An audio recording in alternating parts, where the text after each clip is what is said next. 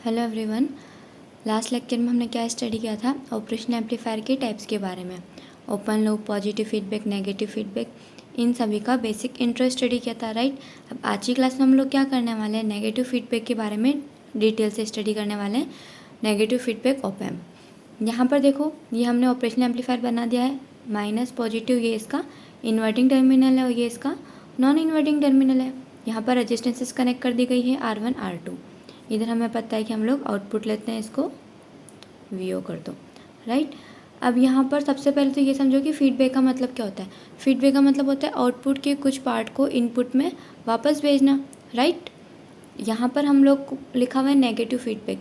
यहाँ पर नेगेटिव का मतलब क्या है कि जो आउटपुट का कुछ भाग यहाँ पर जाएगा वो कौन से टर्मिनल में जाएगा? नेगेटिव टर्मिनल में जाएगा, ठीक है। तो यहाँ पर रेजिस्टेंस के थ्रू हम फीडबैक कर लेते हैं, क्योंकि ये सीधी लाइन है ना। रेजिस्टेंस के थ्रू फीडबैक कर लेते हैं। यहाँ पर F फॉर फीडबैक, ओके। अब क्या है, यहाँ पर एक कंसेप्ट आता है वर्चुअल ग्राउंड पॉइंट का। ये कंसेप्ट जो है वो सिर्फ नेगेटिव फीडबैक में आता है, ठीक है। सिर्फ नेगेटिव फीडबैक के अंदर ही वर्चुअल ग्राउंड पॉइंट इसका कंसेप्ट आता है, ठीक है। अगर हम ओपन लूप या पॉजिटिव फीडबैक एम्पलीफायर की बात करें तो वहाँ पर ये कंसेप्ट जो है वो नहीं है। इसका मतलब क्या है? देखो, इसको आप मान लो पॉइंट P, यहाँ पर पॉइंट Q मान लो, ओके। तो यहाँ क्या होगा कि पॉइंट P पे जो पोटेंशियल है और पॉइंट Q पे जो पोटेंशियल है वो बराबर होगा, ठीक है। VP is equal to VQ। इसका मतलब क्या होगा कि P और Q के बीच में पोटेंशियल डिफरेंस कितना हो जाएगा? 0 हो जाएगा, ऑब्वियसली, ठीक है। VPQ equal to 0 is potential difference of point P with respect to Q is 0। यहाँ तक समझ आया? उसके बाद में देखो क्या है कि इन्वर्टिंग और नॉन इन्वर्टिंग दो तरह के हमको फीडबैक पढ़ना है यहाँ पर। इन्वर्टिंग नेगेटिव फीडबैक और नॉन इन्वर्टिंग। अब वो इन्वर्टिंग कब कहलाएगा? वो डिपेंड करता है कि हम लोग इनपुट कहाँ पर दे रहे हैं। अगर हम लोग इनपुट नेगेटिव टर्मिनल पे देंगे तो वो inverting negative feedback op amp बन जाएगा। अगर इनपुट पॉजिटिव टर्मिनल पे देंगे तो वो नॉन इन्वर्टिंग वाला नेगेटिव फीडबैक ऑप एम्प बन जाएगा, ठीक है। तो अब यहाँ पर देखो, फर्स्ट हम बात कर रहे हैं इन्वर्टिंग नेगेटिव फीडबैक एम्पलीफायर, ठीक है। देखो, माइनस प्लस, यहाँ पर हमने बोला इन्वर्टिंग वाला है, इसका मतलब इनपुट हम नेगेटिव वाले को दे देंगे। रेजिस्टेंस बना दो, इनपुट दे दो, ये रेजिस्टेंस R1 ले लो। यहाँ पर हम इनपुट नहीं दे रहे, हम लोग इसको ग्राउंड कर देते हैं। ये R2 रेजिस्टेंस हो गया और ये ग्राउंड हो गया, ठीक है। यहाँ पर नेगेटिव फीडबैक है, यानी नेगेटिव वाले टर्मिनल से फीडबैक दे दो। फीडबैक रेजिस्टेंस को हम RF लिख देंगे। ये हो गया आउटपुट VO, राइट। अब यहाँ पर इस पॉइंट को हम P ले लेते हैं, इस पॉइंट को हम Q ले लेते हैं।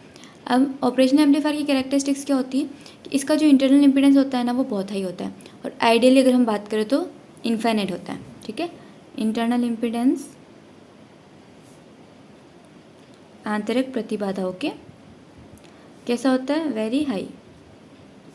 आइडियली हम लोग बोलेंगे कि R इंटरनल जो है, या फिर R इंटरनल लिख दो, जो भी लिखो, वो इनफाइनाइट हो जाता है। इसका मतलब अगर इसका इंटरनल इम्पीडेंस इनफाइनाइट है तो क्या करंट इसे जा पाएगी? देखो, यहाँ पर V इन है, वोल्टेज लगा रहे हैं, यहाँ से जो करंट जाएगी वो अब इन दो भागों में बंटनी चाहिए, लेकिन क्योंकि इसका इंटरनल इम्पीडेंस इनफाइनाइट है, इसके अंदर करंट नहीं जा सकता है। इसका मतलब जितनी भी करंट यहाँ से आएगी वो इधर चली जाएगी, तो इसके अंदर करंट जाएगी क्या? नहीं जाएगी। तो I इन क्या हो जाएगी? 0। या फिर अगर आप I1 I2 ऐसे लेके चलते हो तो इसको मान लो I1, यहाँ से I2 इधर गई, I3 इधर गई, तो I3 की वैल्यू कितनी हो जाएगी? 0 हो जाएगी, ठीक है। और यहाँ से इंटरनल इम्पीडेंस हाई है, इसका मतलब करंट नहीं होगी। तो यहाँ से हम ये चीज़ भी बोल सकते हैं कि VP इक्वल्स टू VQ। और देखो ये कितना है? 0 है ना, VQ तो 0 हो जाएगा। अब वर्चुअल ग्राउंड पॉइंट जो हमने देखा वो क्यों है VP वर्चुअल ग्राउंड पॉइंट? क्योंकि जो Q वाला है ना वो तो एक्चुअली पॉइंट ग्राउंडेड है, ठीक है। तो वो तो अंडरस्टूड है कि VQ 0 है तो ये रियल ग्राउंड पॉइंट है। लेकिन क्या हमने P वाला जो पॉइंट है उसको ग्राउंड से कनेक्ट कर रखा है क्या? नहीं कर रखा है। लेकिन फिर भी क्योंकि P और Q जो है इनकी वोल्टेजेस जो है वो बराबर है, इस वजह से Q की 0 है तो P की भी 0 हो जाएगी। एक तरीके से हम लोग मान सकते हैं कि ये कनेक्टेड है। ठीक है, ऐसा मानो। तो जो क्यू की वोल्टेज होगी वही पी की होगी। क्यू को हमने ग्राउंड से कनेक्ट कर दिया है तो यहाँ पर वी क्यू 0 वोल्ट हो गया, और पी जो है वो इससे जो इसकी होगी वही इसकी होगी, तो वी पी 0 हो गया। इस वजह से जो पी है वो क्या हो जाएगा, वर्चुअल ग्राउंड पॉइंट। ओके, यहाँ तक कंसेप्ट आई होप समझ में आया होगा। उसके बाद देखो हमको इसके लिए जो कॉन्फ़िगरेशन हमने मतलब ये जो चीज़ बनाई है सर्किट, इसके लिए हमें क्या करना है, केसीएल वगैरह लगा के गेन और आउटपुट वोल्टेज निकालते हैं कि इन्वर्टिंग नेगेटिव फीडबैक एम्पलीफायर में गेन और आउटपुट वोल्टेज कितने आते हैं। ओके, तो सबसे पहले क्या करेंगे, पॉइंट पी जो है यहाँ पे लिख देते चलो, पॉइंट पी के ऊपर केसीएल लगा दो। केसीएल किरचॉफ्स करंट लो, क्या होगा, I1 equals to I2 plus I3। अभी हमने देखा है I3 की वैल्यू तो क्या 0 है, इसका मतलब I1 इक्वल्स टू I2। क्यों, क्योंकि I3 0 है। क्यों 0 है, क्योंकि ऑपरेशनल एम्पलीफायर का इंटरनल इम्पीडेंस जो है वो बहुत ज़्यादा हाई होता है। अब इसको हम लोग ओम्स लॉ से निकाल सकते हैं। करंट क्या होता है, potential difference divided by resistance. I1 जो है वो यहाँ फ्लो कर रहा है ना, तो पोटेंशियल डिफरेंस क्या होगा, हायर माइनस लोअर। करंट की डायरेक्शन ये है, ठीक है, इस डायरेक्शन के अंदर बना रखा है, तो higher potential V in minus lower यानी वीपी। वीपी कितना है, 0 है, divided by resistance R1 equals to I2 यानी ये वाला। यहाँ पर हायर कौन सा है, इस तरीके से ले रहे हैं ना हम लोग, तो इस पॉइंट से लेकर माइनस दिस पॉइंट का, इस पॉइंट का क्या है, वीपी तो 0 है, माइनस आउटपुट वोल्टेज का VO divided by resistance RF। Okay, तो यहाँ से हम लोग निकालेंगे वीओ कितना निकल के आएगा, minus RF upon R1 into V in. Okay, output V equal to minus RF upon R1 into V in. अगर हम लोग को पूछा जाए गेन कितना होता है, तो गेन क्या हो जाएगा, output voltage divided by input voltage. तो यहाँ से कितना निकल के आएगा, माइनस RF अपॉन R1।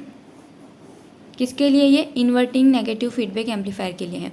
यहाँ से हम लोग देख सकते हैं कि आउटपुट किस पर डिपेंड कर रहा है, एक तो फीडबैक रेजिस्टेंस RF के ऊपर, और एक इन्वर्टिंग टर्मिनल के साथ में जो रेजिस्टेंस कनेक्टेड है R1 उसके ऊपर, ठीक है। और हम लोग क्या चीज़ देख सकते हैं, यहाँ से नेगेटिव साइन आ रहा है।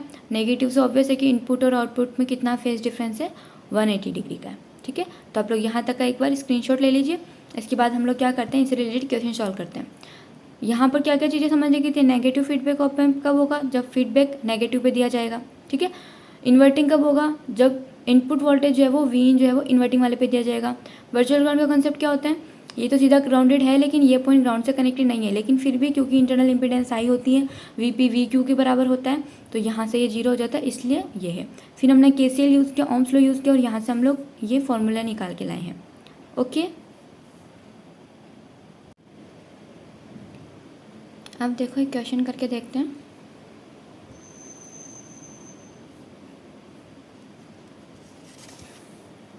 ये नेगेटिव, ये पॉजिटिव टर्मिनल, इसको ग्राउंड कर देते हैं। ओके, देन यहाँ पर एक रेजिस्टेंस लगा देते हैं 1K का, वोल्टेज लगा देते हैं 10 वोल्ट, और फीडबैक देना है हमको, ये 2K, ये 3K, आउटपुट वीओ, ठीक है। तो आप लोग अब बताइए कि इसके अंदर आउटपुट वोल्टेज कितनी है और गेन कितना है, गेन कितना होगा इसको। ओके, तो वीडियो को पॉज करके एक बार ट्राई कर लीजिए। फिर देखो हमें यहाँ पर क्या करना होता है कि जो पी पॉइंट है इस पर केसीएल लगाना होता है। ओके, क्या होगा, कितनी करंट आ रही है, मान लो I1 इधर आ रही है, I2 इधर जा रही है, ठीक है। वो तो ऑब्वियसली बात है कि बराबर ही I1 इक्वल्स टू I2। तो I1 कितना हो जाएगा, 10 माइनस वीपी कितना है, 0 वोल्ट है, डिवाइडेड बाय रेजिस्टेंस क्या कितना है, 1 इक्वल्स टू I2 क्या होगा, वीपी यानी 0 volt minus VO divided by यहाँ पर ये जो टोटल रेजिस्टेंस है कितना होगा, सीरीज़ में है ना, तो सीरीज़ कॉम्बिनेशन के लिए टोटल रेजिस्टेंस 2 + 3 इक्वल्स टू 5 आ जाएगा, तो ये 5। तो यहाँ से आप वीओ निकालोगे तो कितना निकलेगा, -50 वोल्ट। गेन चाहिए है, गेन क्या होता है, output voltage divided by input voltage, यानी -50 डिवाइडेड बाय 10 इक्वल्स टू -5, ठीक है। तो यहाँ पर गेन ए हमारे ये निकल के आया है। आप लोग सीधा भी करना चाहो तो गेन क्या, -RF, यहाँ पे VO -RF upon R1 into V in, इससे करो तो -RF की वैल्यू क्या है, 5, 2 + 3, R1 की वैल्यू 1 इंटू वीन 10 है, तो यहाँ से भी -50 वोल्ट निकल के आ जाएगा, ठीक है। एक और क्वेश्चन करके देखो।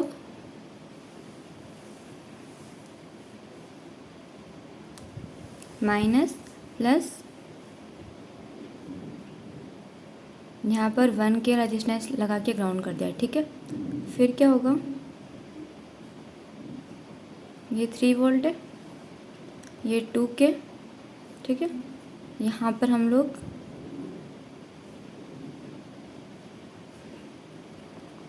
2 के रजिस्टेंस यहाँ लगा देते हैं, ठीक है। ये है पॉइंट पी।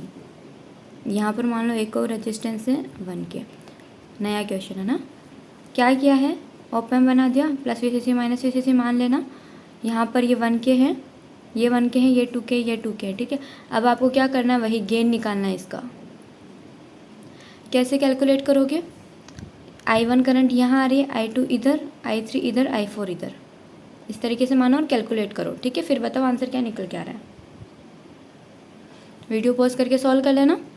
अब देखो यहाँ पर ये जो पॉइंट है ना, यहाँ से करंट मानो I1 आ रही है, I2 इधर गई, I3 इधर गई, और ये जो 1 के नीचे है ना, इसमें I4 जा रही है। I3 की वैल्यू तो 0 हो जाएगी, ऑब्वियस है, क्यों, क्योंकि इंटरनल इम्पीडेंस इसका बहुत हाई होता है, आइडियली इनफाइनाइट। अब I1 किसके बराबर है, I2 प्लस I4 पे। अब इसके अंदर करंट कितनी जाएगी, जो देखो ये ग्राउंड से कनेक्टेड है, यानी ये जो क्यू पॉइंट है यहाँ पर पोटेंशियल कितना होगा, 0 वोल्ट।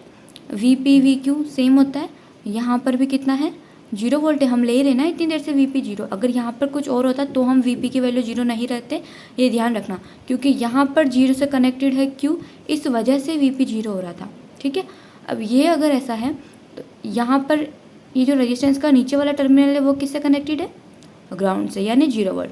ऊपर वाला खुद किससे कनेक्टेड है, 0 वोल्ट से। तो पोटेंशियल डिफरेंस एग्जिस्ट कर रहा है क्या, नहीं कर रहा है ना। वापस सुनो, वर्चुअल ग्राउंड की वजह से ये पॉइंट 0 है पे है, तो ये यहाँ से ये पॉइंट से कनेक्टेड है ना, तो 0 वोल्ट।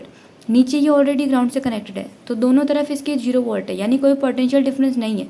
करंट किस वजह से फ्लो होती है, पोटेंशियल डिफरेंस की वजह से, यानी I4 की वैल्यू पे 0 होगी, इधर भी कोई भी करंट फ्लो नहीं होगा। तो सिंपल क्या बचा कि I1 इक्वल्स टू I2, ठीक है। I1 कैसे लिखेंगे, 3 माइनस 0/2, और ये कितने लगे, 0 माइनस VO/2,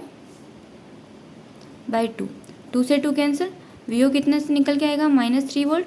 गेन कैसे निकलता है, VO/V in, -3/3 इक्वल्स टू -1, ठीक है। बेसिक कैलकुलेशन है। तो आई होप अब तक का जो भी है वो आपको समझ में आ गया था। ये हमने क्या देखा था, नेगेटिव फीडबैक के अंदर इन्वर्टिंग वाला जो है वो। अब नेक्स्ट क्लास में हम लोग नॉन इन्वर्टिंग करेंगे, सेम जैसे आज किया ना, पहले उसका डायग्राम बनाएंगे, उसके लिए फॉर्मूला कैलकुलेट करेंगे, फिर उससे रिलेटेड एग्जाम्पल सॉल्व करेंगे, ठीक है। Okay bye.